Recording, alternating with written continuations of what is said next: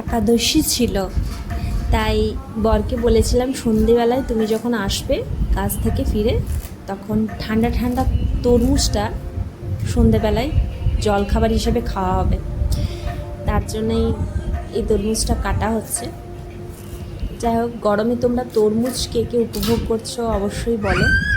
তরমুজটা যেরকম ভেবেছিলাম সেরকম না। এটাকে অনেকে তরমুজ বলে, অনেকে খরবুজ বলে। তরমুজটা আমি জানি অনেকটা, তরমুজটা একদম ডিপ সবুজ হয় একটা, আর একটা এরকম হয়। তো তোমরা বলো তো যে এটাকে অ্যাকচুয়ালি কি বলা হয়, এবং তরমুজ আর এটার মধ্যে পার্থক্য কী? যাই হোক, এখানে তো দামটা মোটামুটি অনেকটাই কম। ওখানে কি চলছে জানি না, ওখানে বলতে ওয়েস্ট বেঙ্গলে কীরকম দাম চলছে জানি না। তবে হ্যাঁ, খুব মিষ্টি ছিল তরমুজটা। কিন্তু সব থেকে দুঃখের ব্যাপার যে আমার মেয়েটা তরমুজ খেতে চায় না। এত ওয়াটারি, এত মিষ্টি, এত ফ্রুটফুল, ব্যাপারটা রসালো।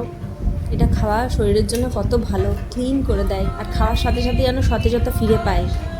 বেশ কিছুটা, অনেকটা নিয়ে যদি ঠান্ডা তরমুজ নিয়ে খেতে বসবে, দেখবে খাওয়ার পরে যেন চোখগুলো খুলে গেল, বা যদি টায়ার্ডনেস থাকে সেটা ঠিক হয়ে যায়। যদি খুব গরমে থাকি, অবস্থা খারাপ হয়ে যায়, গরম থেকে এসে পড়ে, রোদ্দুর থেকে এসে পড়েও কিছুক্ষণ বসে পড়ে তরমুজটা আমরা খাই, দেখবো নিউট্রিশাস তো আছেই, তার মধ্যে ওয়াটারি, প্রচুর ওয়াটার থাকে। তো এটা বলতে পারেন এক ক্ষেত্রে নিউট্রিশাস ওয়াটার। তো এরকমভাবে জল যদি গরমকালে, মানে গ্রীষ্মকালে ম্যাক্সিমাম ওয়াটারটা এইভাবে কনজিউম করতে পারি, তাহলে আমরা হিট থেকে বাঁচতে পারবো, নানা রকম অ্যাটাক থেকে, গরমের অ্যাটাক থেকে বাঁচতে পারবো।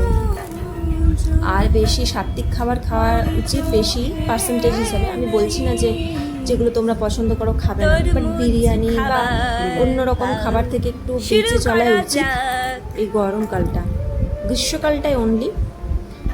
আর আইসক্রিম যেটাকে বলা হয় যে এখনো ঠান্ডা রাখে বডি, তা নয়। আইসক্রিম কত খাবে জানি, মুখেই ঠান্ডা, পেটে গেলে গরম। ঠিক আছে, চলো টাটা, সবাইকে বলছি, সবাই ভালো থেকো।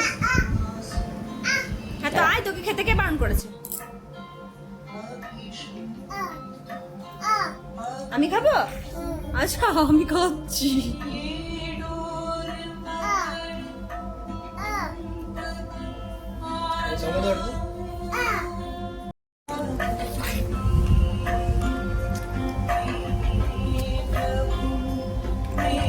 ওই মহিলাকে দেখো কি করছে।